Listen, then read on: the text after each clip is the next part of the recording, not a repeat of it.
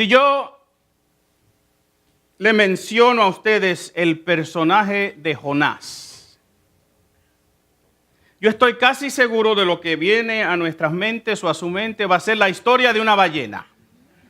¿Verdad que sí?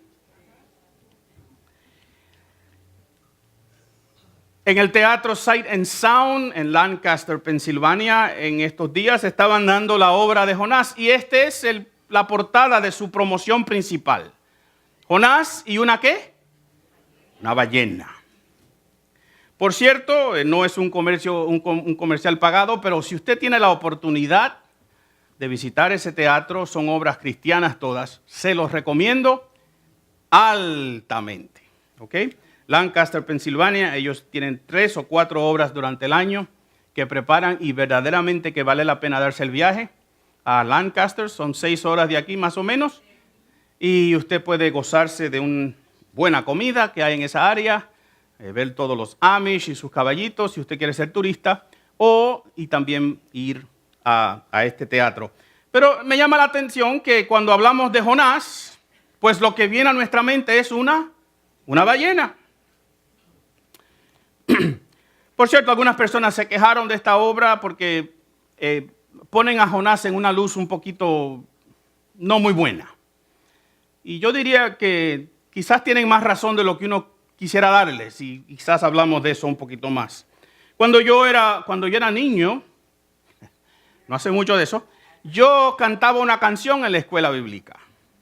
Jonás no le hizo caso a la palabra de Dios. Por eso al mar profundo la gente lo tiró y vino un pez muy grande, cataplum, y se lo tragó, porque no le hizo caso a la palabra de Dios. Muchos de ustedes parece que son de mi época y lo cantaban también, ¿verdad? Son jóvenes como yo. Yo me acuerdo que nos gozábamos en la clase buscando palabras ficticias para ese sonido, ¿verdad? Ese cataplum, chumplum, todos buscábamos palabras a ver cómo decíamos, cómo manifestábamos que Jonás había caído en el agua y una ballena se lo tragó. Y pareciera que este libro se trata solamente de Jonás y de una ballena. ¿Será así? ¿Se trata este libro meramente de un profeta medio refunfuñón y una ballena o un monstruo marino que se lo traga? Yo creo que no. Y me gustaría estudiar este libro con ustedes por las próximas semanas. Es un libro corto. Tiene 4 capítulos. Usted lo lee en 15 minutos. Así que tome esta semana, ¿cuánto yo les dije? 15 minutos de su vida y léase más allá de lo que ustedes lee la Biblia todos los días, porque usted debe hacerlo así. Léase este libro. Me gustaría sugerirle entonces en este día que este libro no es meramente la historia de una ballena que se traga a un hombre porque es desobediente, sino que hay un tema principal para mí en este libro y es este. Dios tiene misericordia del ser humano perdido en la maldad y le muestra su gracia aunque no la merezca. Yo quiero sugerirles que el tema de este libro es este. Dios tiene misericordia del ser humano que está perdido en la maldad y le muestra a ese ser humano su gracia aunque no la merezca. Y por eso este estudio que vamos a hacer en estos días va a ser un estudio acerca de una historia de gracia inmerecida. Jonás para mí es una historia de gracia inmerecida.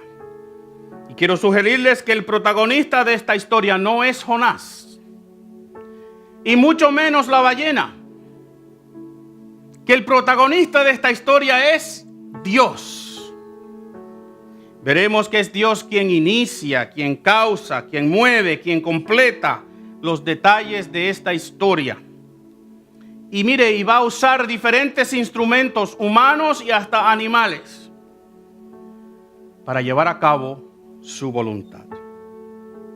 También quiero sugerirles que dentro de esta historia hay otro personaje. El libro lleva el título de Jonás. Dijimos que Dios es su personaje protagonista. Pero hay otro personaje que yo quisiera llamarle en este día el otro con O mayúscula. Y como dije en mi informe pastoral al final del año, si se acuerdan, y digan, sí, pastor, nos acordamos.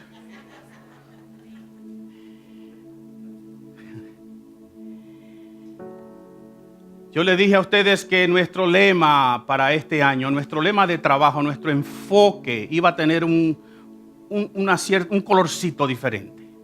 Y era buscando al otro.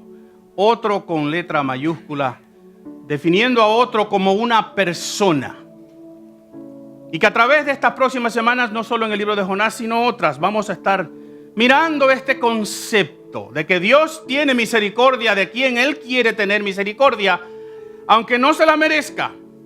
Y que muchas veces esa misericordia Dios se la manifiesta a uno que es para mí, ¿un qué? Un otro. Así que es una historia de gracia inmerecida.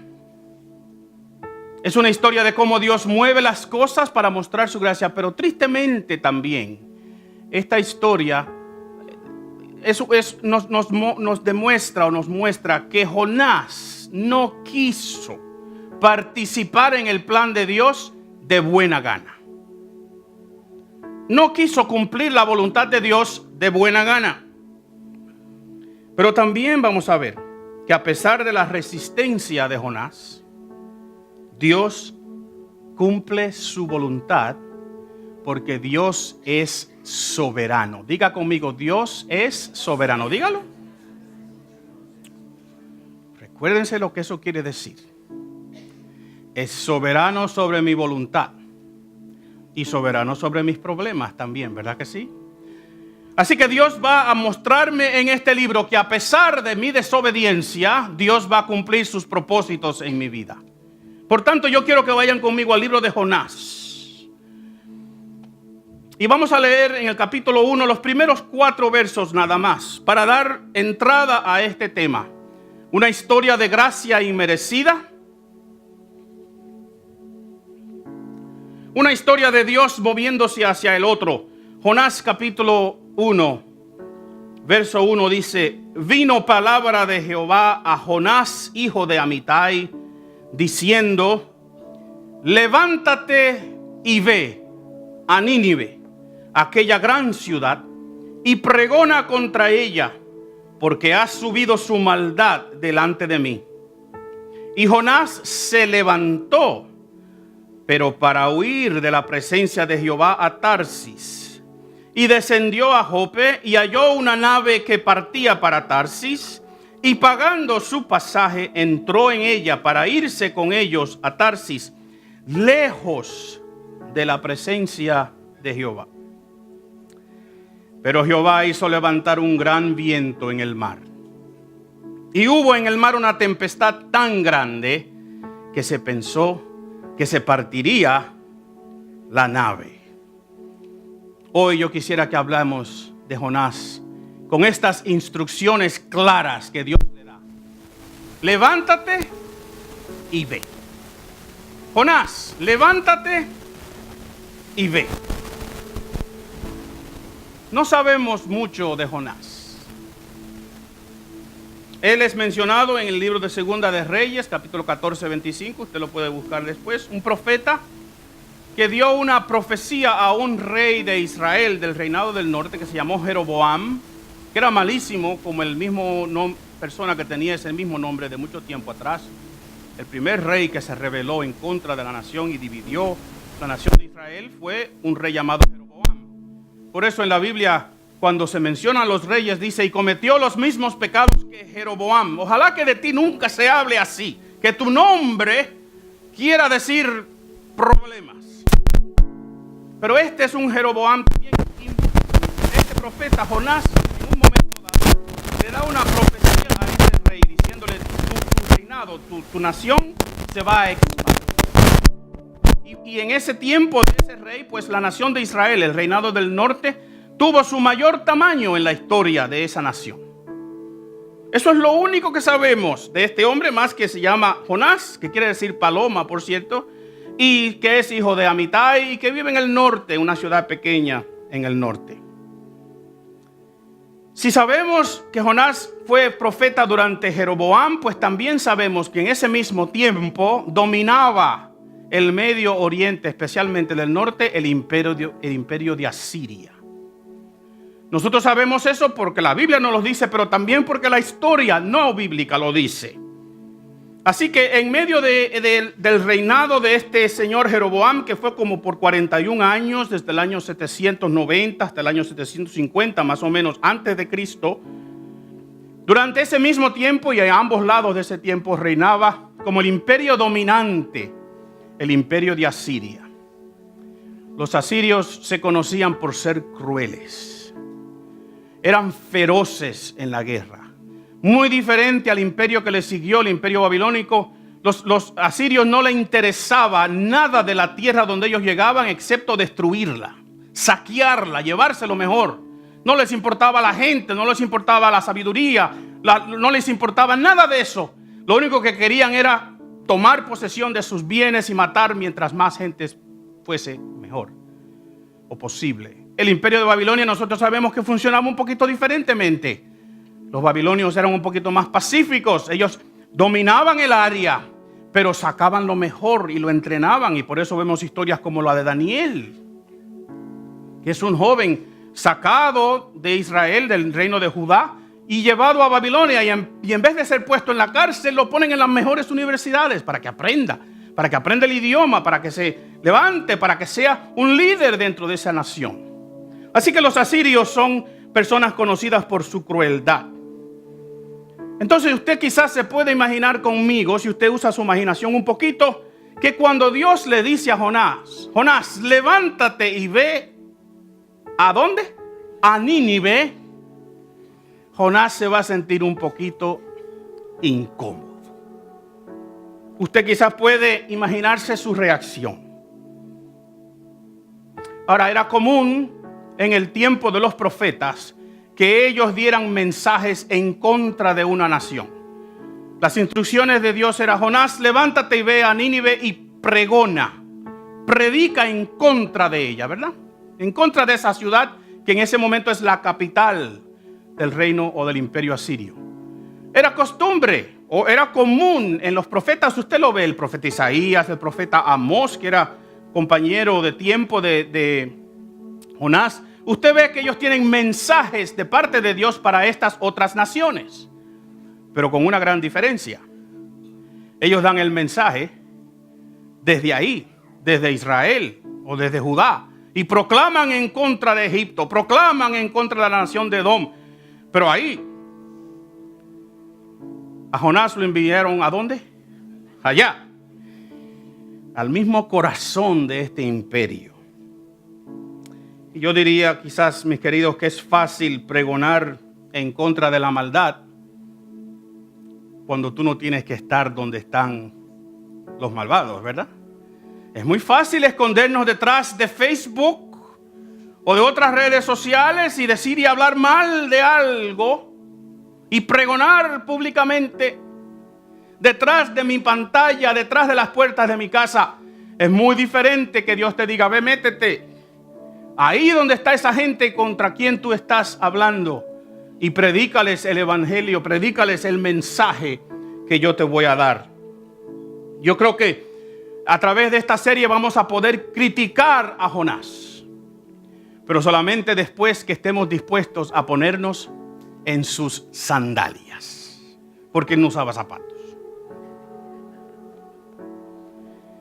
Así que usted puede quizás imaginarse, entender por qué Dios le dice a Jonás: haz esto, y Jonás hace exactamente lo opuesto. ¿Sería miedo? ¿Sería odio hacia un enemigo cruel y abusivo?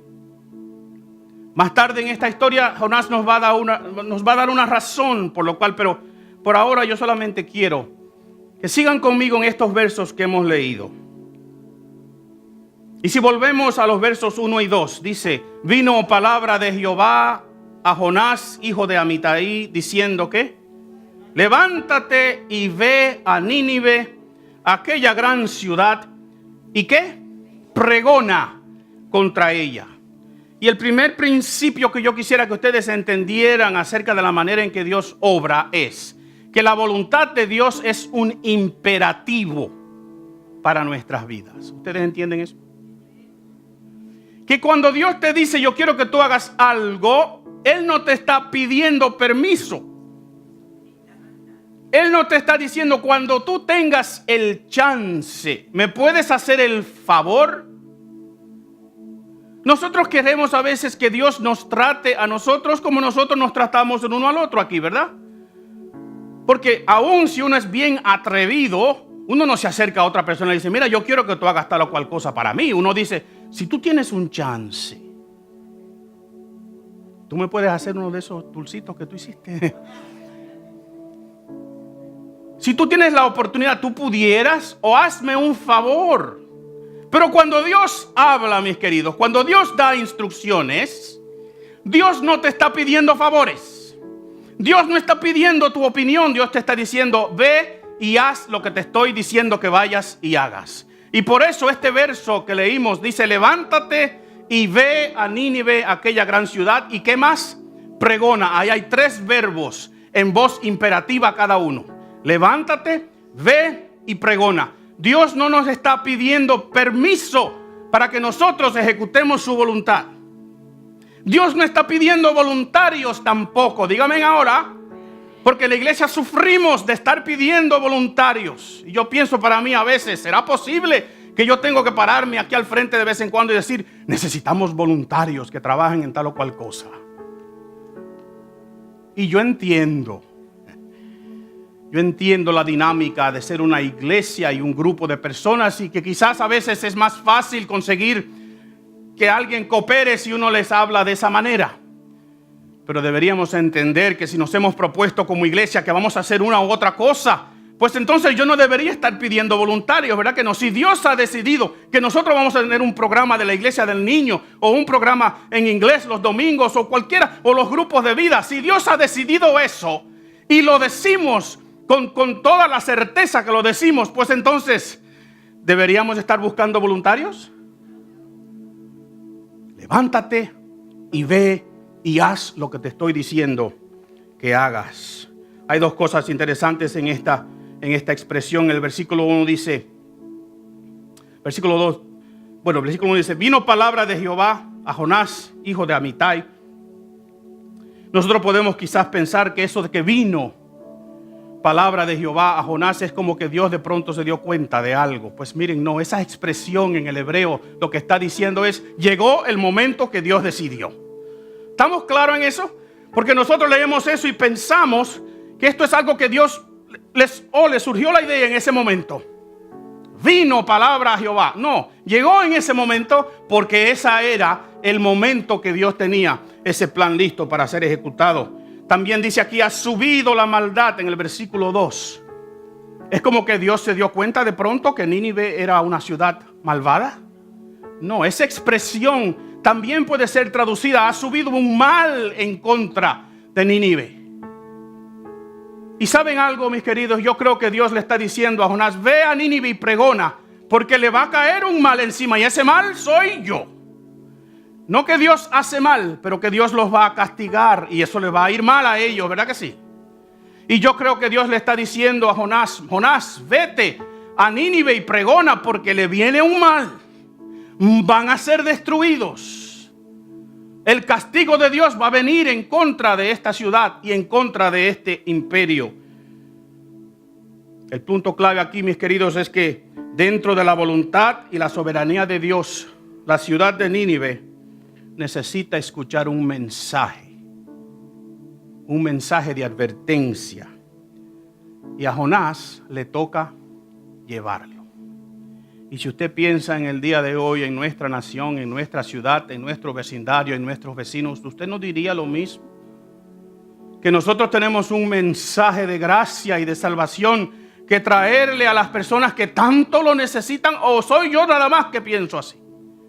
Nuestra ciudad es buena, perfecta, linda, ¿verdad que sí? No hay problemas aquí, no hay pecados aquí, no hay dificultades aquí en esta ciudad. No hay drogas, no hay crimen, ¿verdad que no?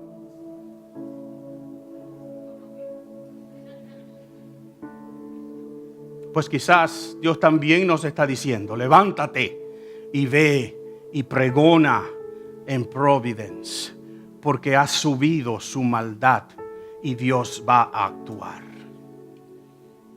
Mis queridos, es importante entender que nuestro Dios es soberano, que su voluntad se va a ejecutar, quiera yo o no quiera. También es importante notar que Dios usa a seres humanos como sus instrumentos. ¿Usted se ha dado cuenta de eso? Si no se ha dado cuenta, déjenme sorprenderlos. Que en toda la Biblia, en toda la historia bíblica, usted va a ver que Dios se manifiesta como Dios y cuando quiere actuar, para poder decirlo así, ¿verdad? ¿Usa a quiénes? A nosotros. Y a veces uno dice, bueno, qué bueno fuese si Dios simplemente hiciera lo que le toca hacer, ¿verdad que sí? Él es perfecto, Él es bueno, Él es sabio, Él sabe todo, Él puede ejecutar cualquier plan que Él quiera.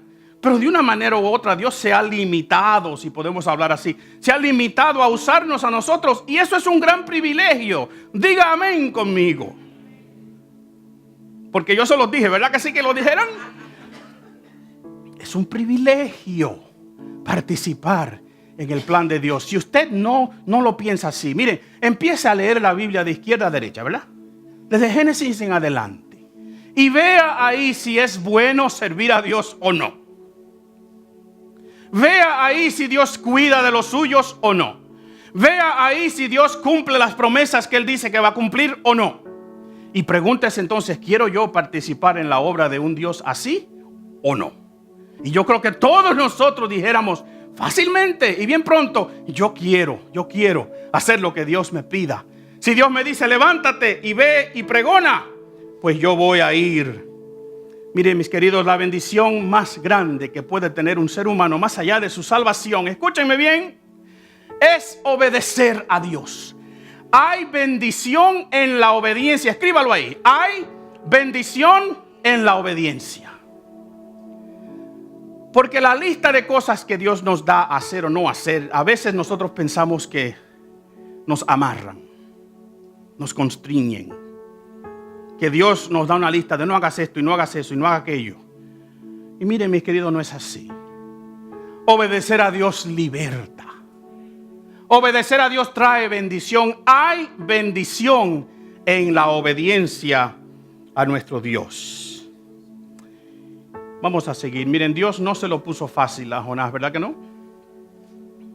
Primero, miren, de Samaria, que es la capital del área del norte, donde quizás es donde está Jonás, a Nínive son más o menos 600 millas, 1400 y pico de kilómetros.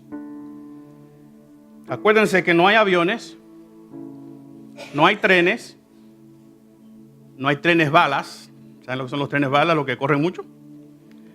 No hay carros. Es a pie o en burro o a camello si tú tienes dinero. Porque las jipetas de aquel entonces eran los camellos. Las cosas que decimos nosotros de aquí al frente que después debemos editar. Ustedes me entienden, ¿verdad que sí? Lo digo en forma de chiste para que me entiendan. Es lejos. Y yo me imagino a Jonás diciendo, pero yo no puedo decirlo desde aquí. Yo lo digo desde aquí, tú mandas la noticia. Pero no solo es la distancia, mis queridos. Segundo, es que Dios ha mandado a Jonás a Nínive. Nínive es la capital, una ciudad grande, por eso se llama así, una ciudad grande o de importancia. La capital más o menos del imperio asirio.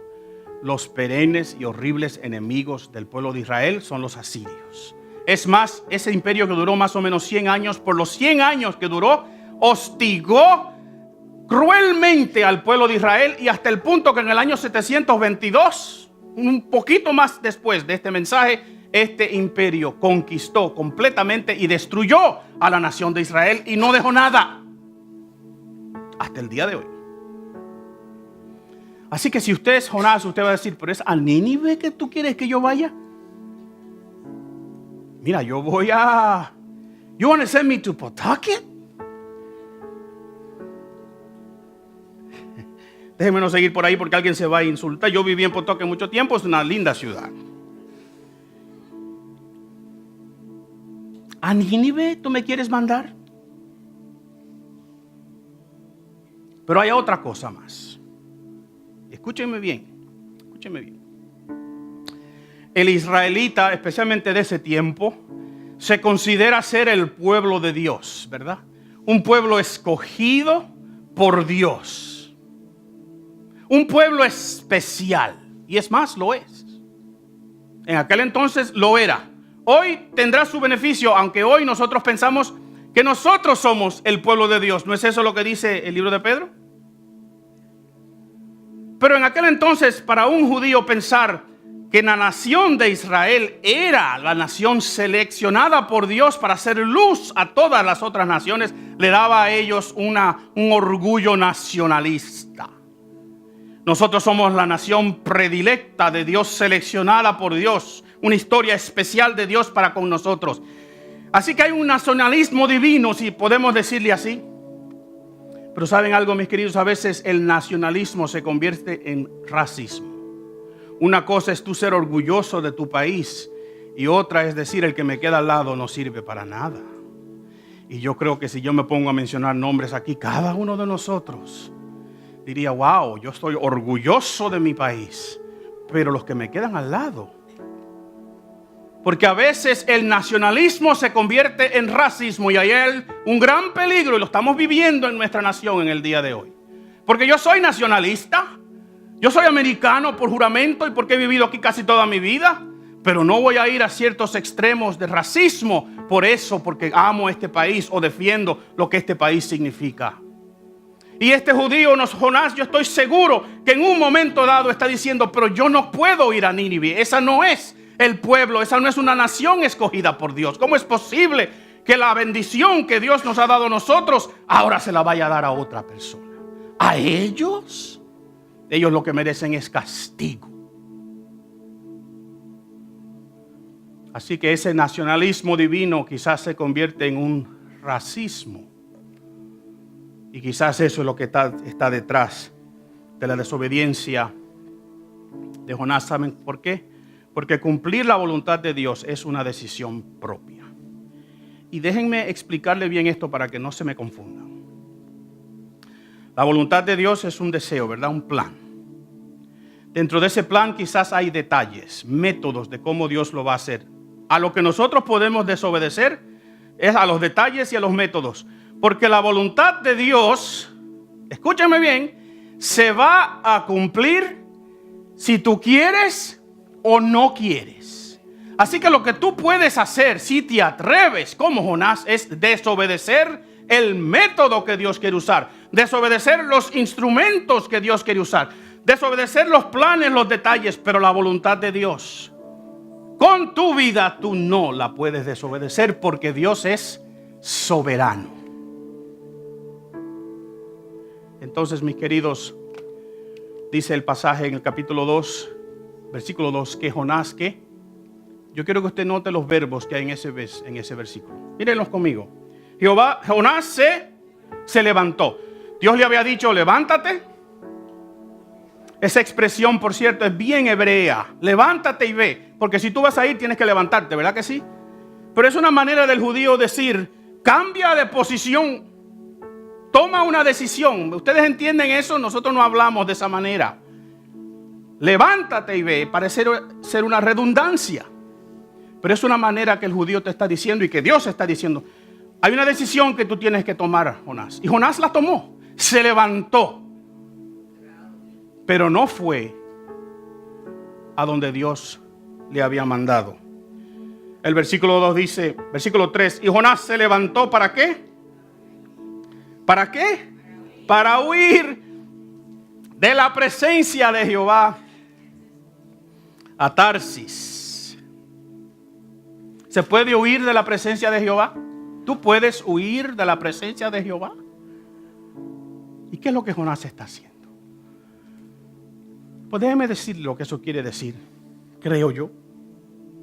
Si Jonás, yo creo que entiende perfectamente bien que él no puede huir de la presencia de Dios. Pero él puede huir de donde lo conocen a él. Él puede huir de la congregación. Él puede huir de donde está el pueblo de Israel, donde saben que él es un profeta que ha recibido un mensaje divino. ¿Verdad que sí que él puede huir? Jonás no está huyendo de Dios. Jonás está huyendo de Israel. Yo diría está huyendo de su congregación. Está huyendo de su iglesia. Está huyendo del ministerio que Dios le ha puesto al frente. Porque de la presencia de Dios tú no puedes huir. Pero sí nos podemos alejar de la comunión de la iglesia. Y sí nos podemos alejar de la congregación, ¿verdad que sí? A veces votamos con nuestros pies. Cuando nos enojamos, ¿qué hacemos? Pues no voy a la iglesia como si usted le estuviera haciendo un daño grande al pastor. Me enojé con fulano de tal, no voy a la iglesia.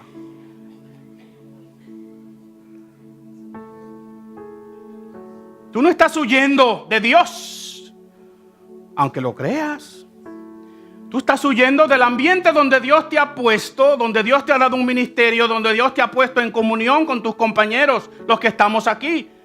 Así que cuando tú votas con tus pies y no vienes, tú estás haciendo un jonasismo, si pudiéramos llamarle así. Te estás portando igual que Jonás. Estás decidiendo en ese momento huir de la presencia de Dios, pero mira, tú no puedes, porque donde quiera que vayas, ahí está Dios. Pero donde está la bendición de la congregación, tú no vas a estar. Piensémoslo bien. ¿Qué más? Dice el verso. Descendió a Jope, ¿verdad? Halló una nave, pagó su pasaje, entró en ella y se fue. Todos verbos de acción, todas decisiones que Jonás está tomando, ninguna de estas fue, me confundí y no supe lo que hice. Aquí hay voluntad. Decidió salir de donde estaba, ir a la costa a Jope, buscar un barco que va para Tarsis. Se cree que Tarsis, según la tradición y la historia, Tarsis es una ciudad en el sur de España. Lo más lejos posible que tú te puedes ir de Israel en ese día es España, porque ese es el fin del mundo. Para ellos, ¿verdad que sí? La boca del mar ahí, en la roca de Gibraltar, de ahí para allá, nadie sabe lo que hay. Ni Colón sabía cuando salió. Así que esta idea de él irse para Tarsis, él lo que está diciendo es: me voy a ir lo más lejos posible de mi gente. Tú no te puedes ir de la presencia de Dios. Pagó su pasaje, entró en la nave y se fue. Y déjame decirte algo bien importante. Mire, hermano, cuando no queremos obedecer la voluntad de Dios, escúcheme bien, parecerá que todas las puertas se nos abren al frente. ¿Y saben por qué? Porque el diablo tiene las llaves. Escúchenme.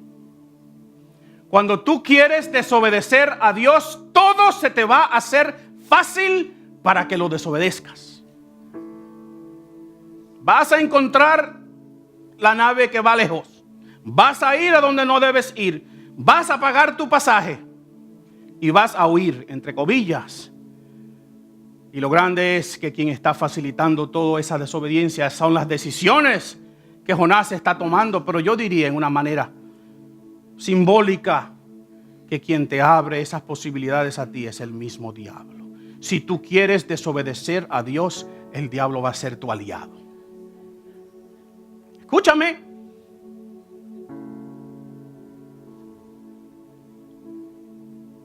Si quieres desobedecer a Dios, se te va a hacer fácil.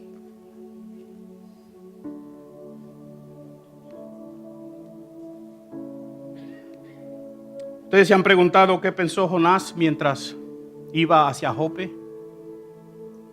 ¿Qué pensó Jonás cuando sacó su cartera y pagó el pasaje?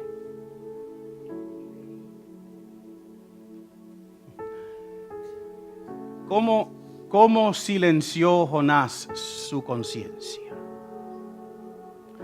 ¿Cómo es que nosotros silenciamos nuestra conciencia? ¿O ustedes creen que cuando tú vas camino a huir de la presencia de Dios, el Espíritu Santo no te dice, ¿para dónde tú vas? ¿Ustedes no creen que hay una voz que les dice a ustedes, ¿y eso? A nosotros, ¿y eso que tú vas a hacer?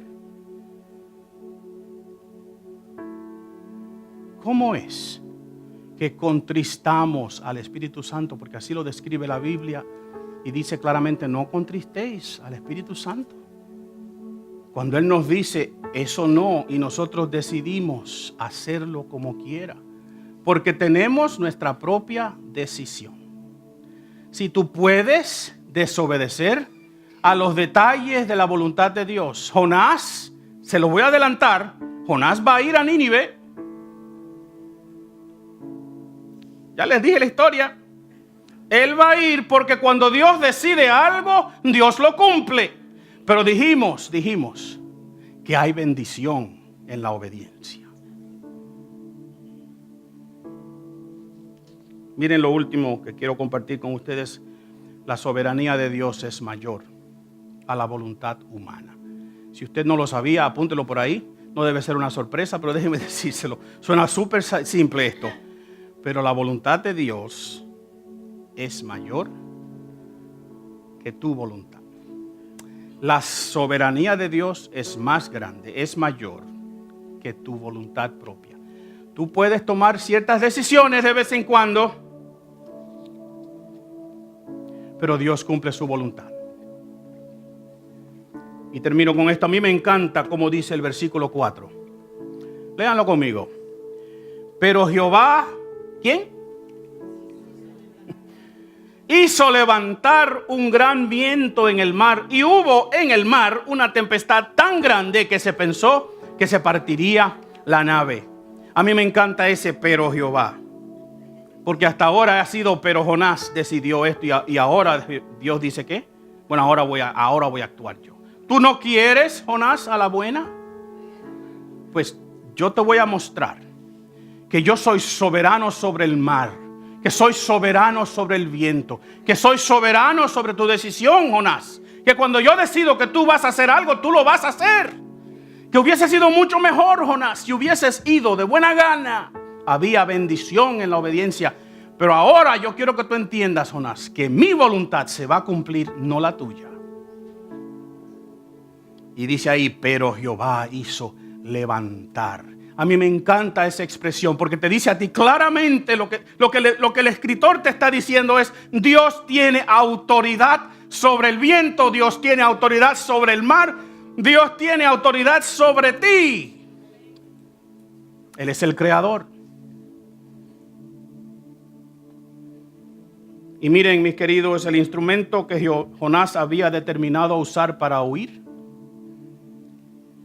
una nave, ¿verdad?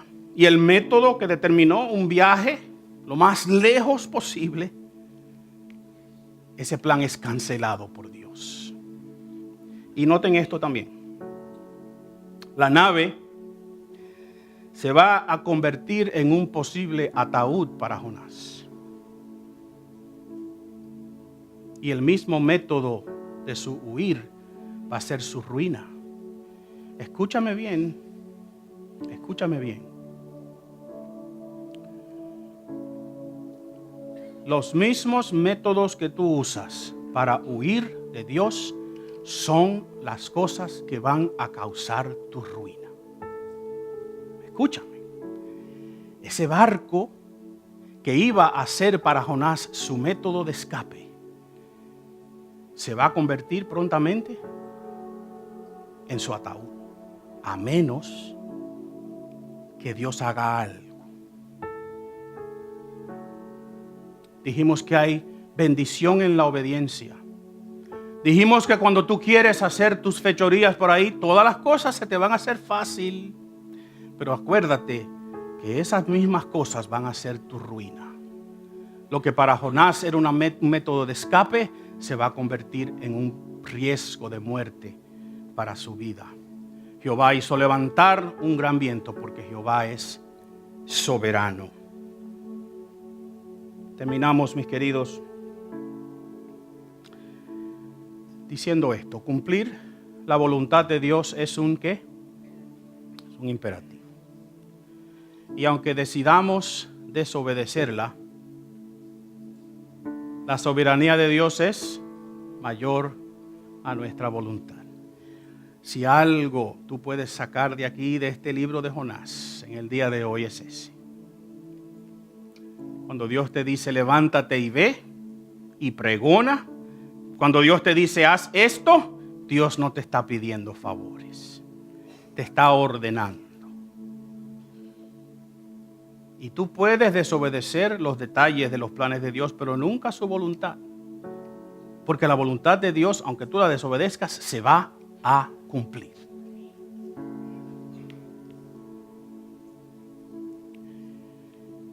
Mis queridos, Jonás no entiende que Dios tiene un plan para Nínive, un plan de misericordia. A veces nosotros no entendemos que Dios es misericordioso no solamente con nosotros que estamos aquí hoy, sino con otros que están allá afuera, con el otro que está allí, que también necesita escuchar un mensaje de gracia, de misericordia, un mensaje de una bendición inmerecida. La pregunta para nosotros en el día de hoy sería: ¿obedeceremos el mandato de Dios de buena voluntad o vamos a desobedecer? Nínive y todo lo que esa ciudad representaba para Jonás era un otro. Y yo diría que tú y yo quizás tenemos nuestro Nínive también. Y Dios quiere mostrar gracia y misericordia a quien Él quiera. Y nos ha de usar a nosotros como sus instrumentos. Entonces la pregunta es: ¿vamos a ser instrumentos de esa gracia de Dios o vamos a desobedecer? Vamos a ver en esa otra persona a alguien. No, a ese yo no le hablo. Con eso yo no me llevo. Con los de tal o cual nación yo no como que no los entiendo. Mientras pensamos en esta historia, yo quisiera que usted también piense en cuál es el otro de su Nínive. ¿Quién es que Dios nos está pidiendo este año que alcancemos, que no está aquí ahora? Bueno, es Dios quien alcanza, a que nosotros le pregonemos. ¿A quién? Piénselo. Recordemos la clave para el día de hoy: cumplir la voluntad de Dios es un ¿qué? Un imperativo, y aunque decidamos desobedecerla, la soberanía de Dios es mayor a la voluntad humana. Yo te hago la pregunta: ¿estás huyendo como Jonás? ¿Estamos huyendo? Quiero orar para que terminemos en este día, porque yo creo que la pregunta está ahí. Yo creo que Dios ha sido claro en cómo nos ha hablado en el día de hoy. Así que mientras yo oro, piensa. ¿Estoy yo huyendo de la voluntad de Dios? ¿Me está llamando Dios a hacer algo y yo rehúso hacerlo porque se me hace difícil, o porque no me gusta, o porque no me gustan? Doble su cabeza conmigo, vamos a orar.